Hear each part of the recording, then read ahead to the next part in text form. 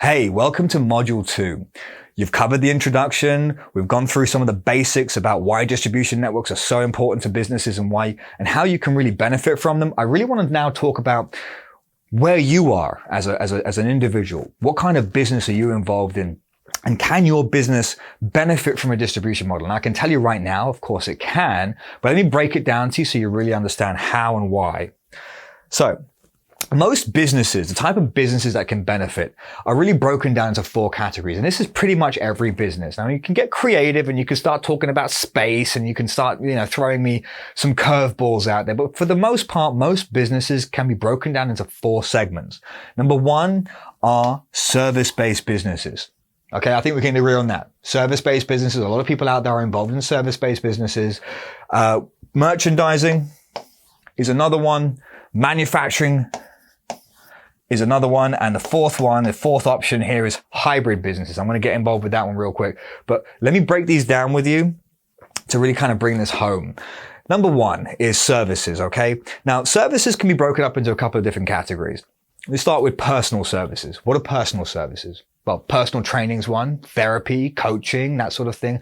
Personal tax planning, that would be involved with personal service. Anything that really relates to you as an individual, companies that support you as an individual. Business services, well, the clue's there.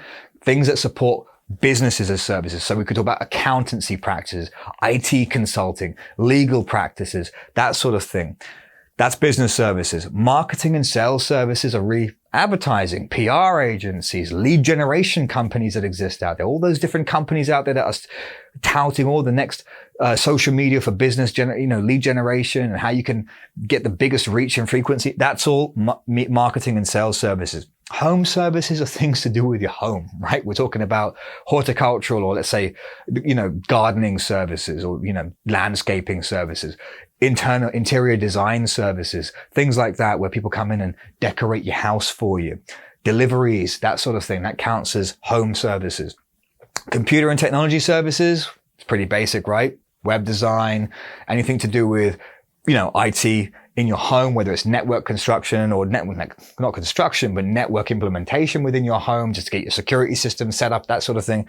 That's computer and technology services. And also that relates to businesses too. So if, anything to do with networking with companies, getting those databases set up, getting those servers set up, web design and web development and all that kind of thing. Children's services, well, I know a lot about this. I have a newborn. Well, she's 16 months at the moment, but children's services is pretty straightforward. We're talking about baby care, nanny placements, people that came to our house to baby-proof our house, children's services, right? Event services, we're talking about videographers, photographers, we're talking about event management, we're talking about wedding events, that sort of thing. These are all service-based businesses. Now, I know I haven't covered everything, but I'm hoping that you can classify whether or not where your business sits as I'm going along here. Merchandising businesses. Okay? Selling other people's products. That's what that is. So you can do it in a retail environment. You can own a shop. You can have a shop. You can be working for a shop and you can be selling other people's merchandise, right? You could be having websites. That's what digital merchandising is. You have a website where you're selling other people's things. And of course, omni-channel merchandising sounds very fancy, but what does that really mean? It means you're using both. Okay? You have a seamless experience for your users. They can buy in the shop in the same way they can buy online. Think Amazon. Well, actually Amazon's predominantly digital merchandising, although they are creating outlets. But okay, think Macy's, think Selfridges, think Harrods, think Nordstrom Rack, think any big retail outlet that has a very good online presence. Manufacturing businesses. Now this is not the everything, but it's a pretty good generalization. Books. If you're printing books and newspapers or any kind of print media, that's manufacturing. Consumer goods, we're talking about creams. We're talking about deodorant. We're talking about makeup. We're talking about anything to do with consumers and the goods that they use. Chemical industry, well, we're talking about cleaning products now, right? We're talking about anything to do with chemicals and could be industrial chemicals, anything of that sort. Pharmaceuticals, well, we're talking about medicines now, right? Building materials, the manufacturing of cement, for instance, the creating bricks and that sort of thing that you build homes and buildings with. Clothing, so we're not talking about just the the merchandising aspects of clothing. We're talking about the actual manufacturing of those clothing, people who create the clothes. Toys, of course, toys are pretty straightforward. Electronics, the cell phones that you use, the TVs that you have, anything electronic that you use. And craft, we're talking about tables and chairs and doors, anything that's fixture and fittings and that sort of thing. So these are essentially the three different types of business types. And you have hybrid businesses. Hybrid businesses, I mean, the best example for a hybrid business are restaurants. And I like this example because, well, a restaurant is a mixture of all those three. All right. So you have the service element in the fact that when you enter a restaurant, you're benefiting, or you're taking benefit of the service element of that business model, right? So someone's taking your order, they're finding you a table, you've got the service there with it. They are manufacturing your food. They're using raw materials, ingredients, like raw chicken that they're going to cook into cooked chicken, and they have all the different, seasonings and that sort of thing that they create you a dish. That's the manufacturing of food. And of course, they merchandise the wine that they're selling. They're not selling you their home or house-made wine. They're selling you brands of wine, and they mark them up, right? So the bottle, and I'm sure we can all appreciate this. You know, the bottle itself costs around $40, and they're selling it to you. And if they sold their entire bottle to you, it would be around $200, right? So you know they're marking this up significantly. That's wine merchandising. That's an example of a hybrid business. Okay, so what am I trying to say here? I'm trying to say that you can distribute with almost every business type.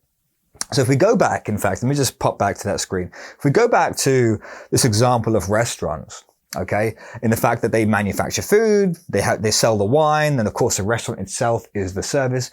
Look at some other examples that may be more relevant to you. And I think about personal trainers, for instance. The service is in the training of you, right? They spend time training you in the gym, making sure you get that sweat up. I mean, I know I use them a lot myself. As far as manufacturing food, well, I know that with the specific trainers that I use, they actually do food preparation for me. So they actually give me these Tupperwares every week of the kind of food that I need to be eating. So not all personal trainers do that, but that's certainly part of it. So that would be one of the elements there. And I can say most personal trainers, at least here in Manhattan, are usually sponsored by someone. So when I say sponsored by someone, I mean a business, a food nutrition company. So they're always selling me a post-workout or pre-workout shake or both, or some kind of energizing shake. That's an example of a hybrid business there. Another example would be, well, it could be this Slices Make a Loaf in and of itself, in the fact that I've created this course. That would be the merchandising element. That would be the part that's been already packaged. It's been sold. You've bought it. You're now consuming this information. That's the merchandise. The service would be the one-to-one training that I do, or the one-to-one consultancy where I work with you and your company or your prospective idea. And I look to see how we can execute that against a distribution model and have it take effect very, very quickly. That would be the service element of my business in this regard. So think about your own company. Think about what part of your business you can distribute. And remember, I've told you about my recruitment company. It doesn't have to be a hybrid. I'm just saying that you could specifically focus on the service element and figure out a way to increase that and utilize that against a distribution network. And I'll give you an example, actually. If we pop back here to services, and we look at personal services. A good example here would be immigration lawyers, right? So you got lawyers and business services too. But for me and you, I'm British, I'm in America, I had to utilize the services of an immigration lawyer, right? Now the thing is, it's not very easy. We can't really use my recruitment example as a way to distribute that service, because, the thing about law is that it's a restricted service. And I'll just take this forward here real quick to get to the right screen. Okay, so the offer structure, that is an example of a restricted service. Okay, a lawyer can't just get anyone, as we say in the UK, any Tom, Dick and Harry to then start providing legal advice for them. You can't do that. You get disbarred immediately. So how could a lawyer work with that? Well, I'll give you an example of a lawyer that I actually worked with, an attorney that I worked with who worked in immigration. And what we did was this. He actually wanted to specialize and focus on people coming out of mainland China. There's a lot of different businesses out there in China.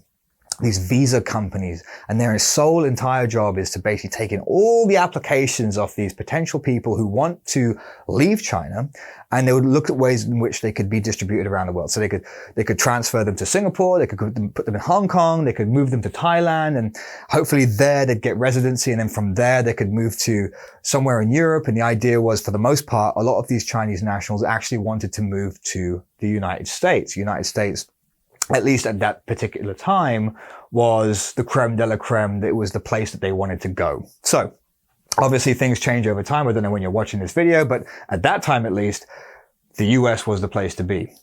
So, and what he did was, or what we did with him was, find these companies. So this is going to be China, and this is the US.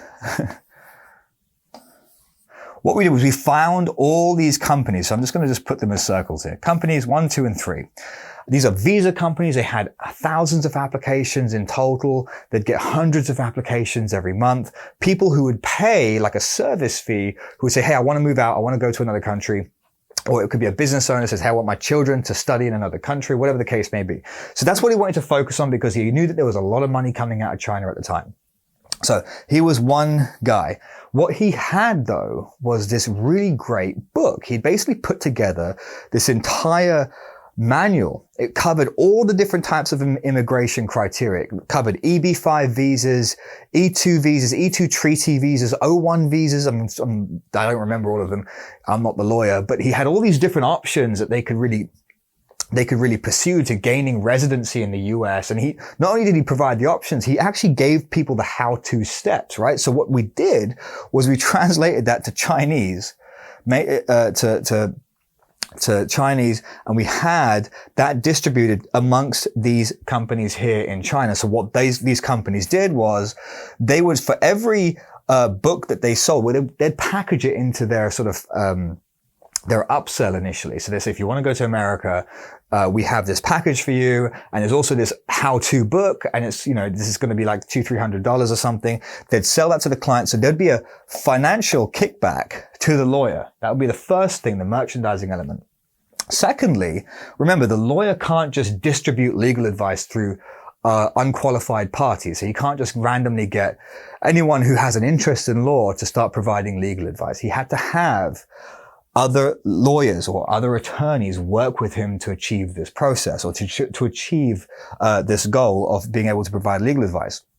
So with this massive now influx, with all these companies hitting up their potential client or their current client bases, with this book that gave these clients or customers the how-to steps of how to prepare to move to America, he now had the exclusivity, because we did set that up too, that he was the company that they would go through to provide the legal advice. And how do we pitch them on the ability to be able to provide the service? Well, we said he would effectively be what's called a master agent. And that would be, he was the master attorney for these companies who would take in the inquiries of potential people who wanted to move here and actually distribute that work to multiple other different smaller one-man band immigration attorneys. And that is exactly how he formed his distribution network. Now he's making a lot of money now. Before,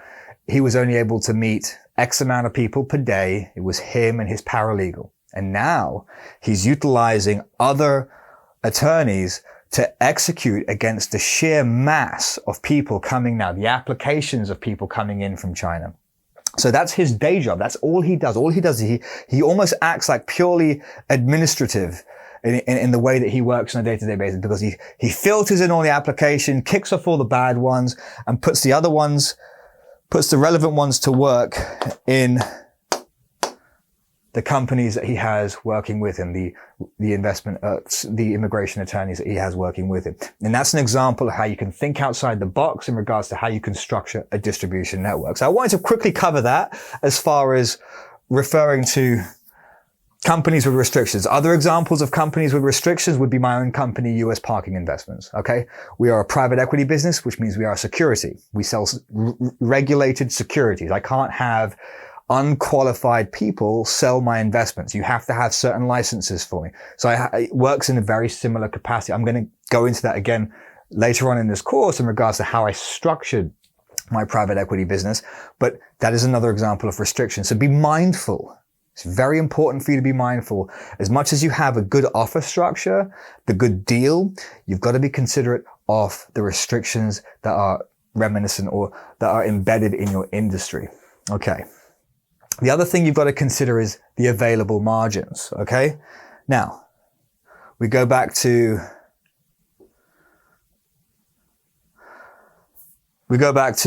personal training, right? We're talking about time spent, right? So they can charge $100 to $190 plus, however much these personal trainers cost. It's really their time that they're spending with you. Therapists, coaches, that sort of thing. That's great margins. That's a good margin. But if you're wholesaling? What if you're merchandising? What if you're selling other companies' clothes within your retail environment? Well, that moves on to the next section because I'm going to cover that now in terms of what you can expect to see as far as margins are concerned, what you can expect to have happen with your distribution network as far as, well, first of all, how much time is spent in it and how much you can achieve as far as sales are concerned. So I'll see you in the next section.